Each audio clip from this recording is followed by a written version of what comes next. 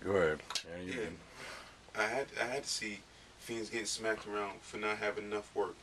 I know how it is to go out there and not have nothing. Like I know, like people don't really know how it is to go with nothing. People grew up with families, their fathers, their mothers, and they don't know how it really does. It hurts out there when your own family shitting on you. It's like they don't know how it is to knock on your mother's door and she's like, "Get away from my door." Like,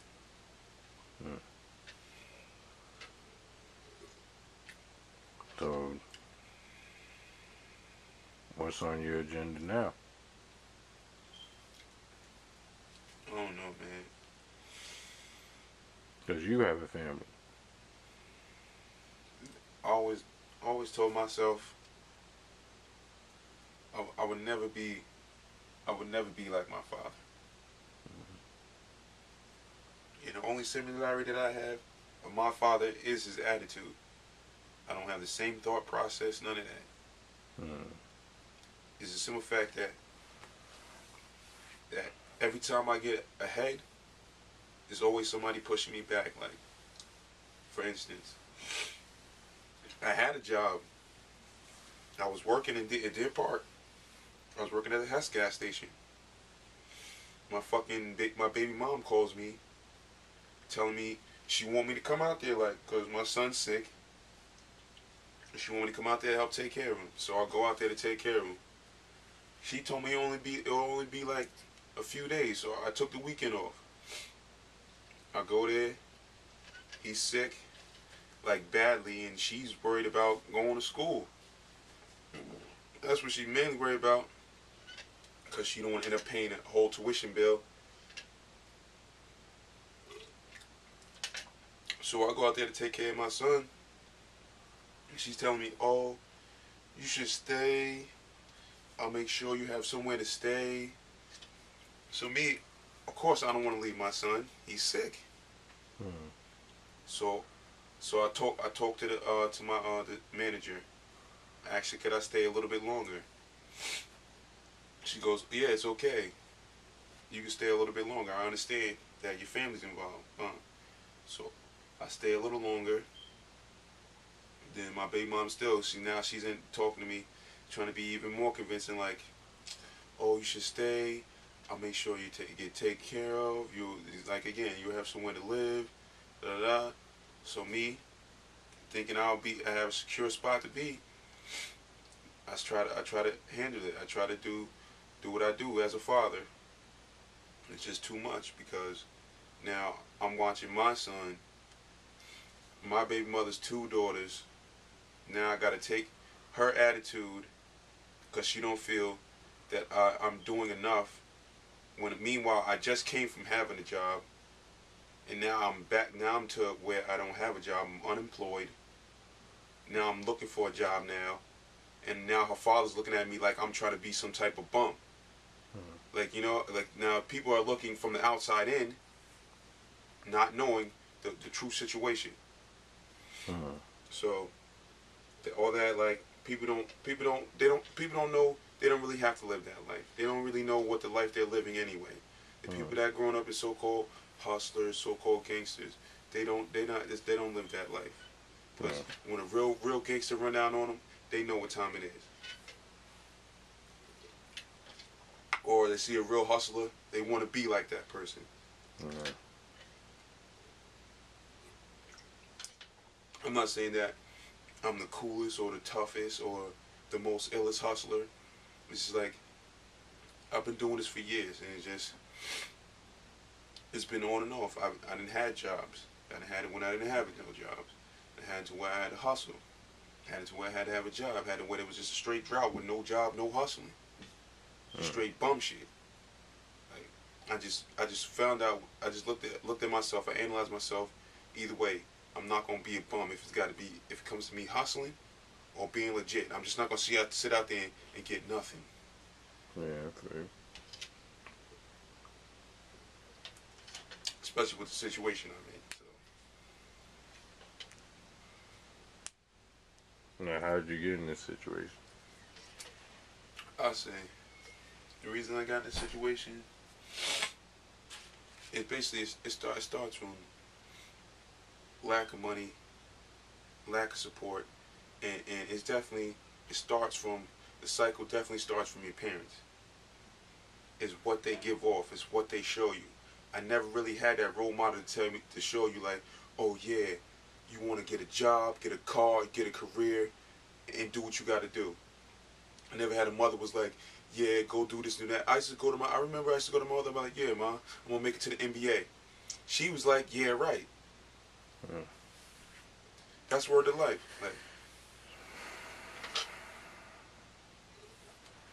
I had my father, told my father,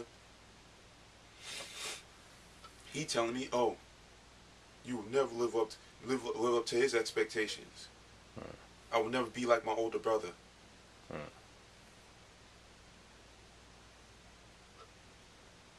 So that's why I had to come to approach the world like, fuck everybody. Cause meanwhile, I was that nice guy. I was that nice guy. I was the one opening the door for females. I'm the one that's opening the doors, not even only for females, for dudes, being courteous. Dudes can look at me a certain way. I was that guy to like, nah, man, I'm not gonna let people break me. But it went on for too long. Where it was like, it gotta come to a stop. It's gotta come to a stop. Okay. So what's your plans for the future, man? Do you have a plan?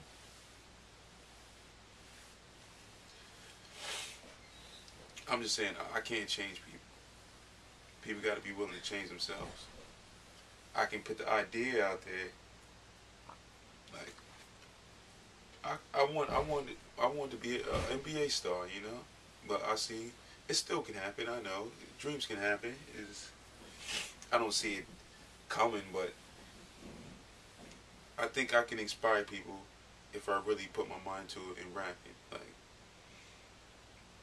and if they really see how creative I could be and the knowledge and what I've seen and compared to how it really was and to people who's really out there perpetrating and to show you how it is you don't even have to live that life. That's why I want people to understand. They don't have to live that life. You have to break that cycle. I want people to understand that there are fathers out there that's trying to take care of their kids. And then when they try to take care of their kids, and now I'm saying it, I blame it on the mother, but there's mothers out there who really don't give a damn. Like, they want to see you demise. Like, they want to see you go down. Like, and same there, even family, they want to see you go down. They don't want to see you happy. Like, if my family really cared, I wouldn't even be in this situation right now. But not saying I have to blame it on other people. It's just that even with the even less lack of support, it does leave a burden on you. It's like stress, and now it's just, I think we just got to do it, man. And just can't let these people hold us down. Like, that's exactly what they want to do. They're trying to turn us into communists, all types of crap. Like, I remember we supposed to be trading. It's supposed to be, it ain't supposed to be currency. It's just ridiculous. Like, I don't know, man. People know. At the end of the day, people know in the back of their head what's good and what's bad. And people know when they're being stepped on, and then people know how to step on people. Like, for instance, not saying we're supposed to be living in luxury, but if you see the house we live in, it is ridiculous, man. We have no choice to live with roaches. We actually live with roaches like if they were our roommates. And it's a shame I go upstairs to turn on the light to get something to eat or get some tea. I see wild roaches. And not only that, it's so bad, I can smell the roach shit. And we can't even leave no food out, no nothing. You got to close everything up. I'm not saying that people pushed us to do this. It's just like, it seems like we had no choice nowadays. It's like nobody's trying to help, nobody cares. And at the end of the day, that's why people feel that they have to be the way they are. Why they have to step on people, or why you got to go out there and have hoes to make money for you. They feel that's the only way. Okay.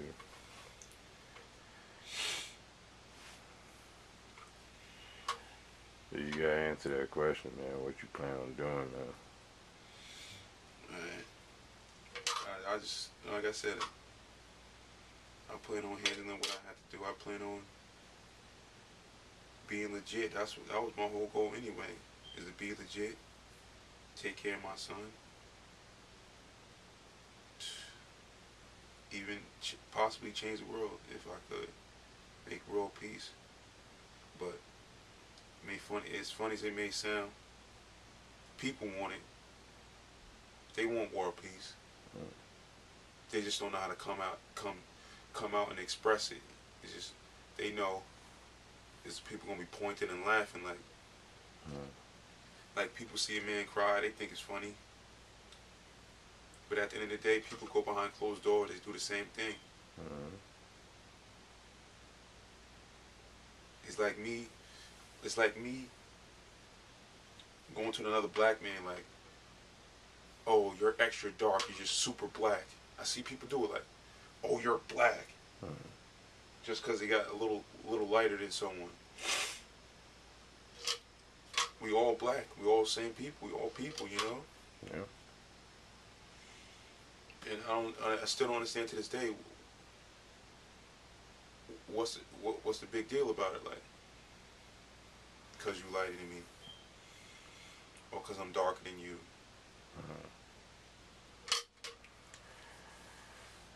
All right, thank you, sir. And that was great. Well, let me give him the time. Okay, can you say your name and all that stuff? I'm sorry. You gotta tell the people who you are. I was rolling. Yeah. I was rolling all that time. James Hampton. For those who don't know me, I do have a street life. Street name, aka Black. If you know me, you probably know me for what I've done, or I'm not saying I'm extra gangster. You probably know me for what most people don't like. You know, I'll keep it at that. So. Alright, it's Friday, May 11, 9:39. That's what's that shit called? What do they do? Biography, bio. You know the terminology for what? Like a person explaining their life and all that stuff. I just want to say bio something one. You know. I don't know. Dialogue, I guess. Then okay, well, David, dialogue number 1. And then we got the next door tomorrow.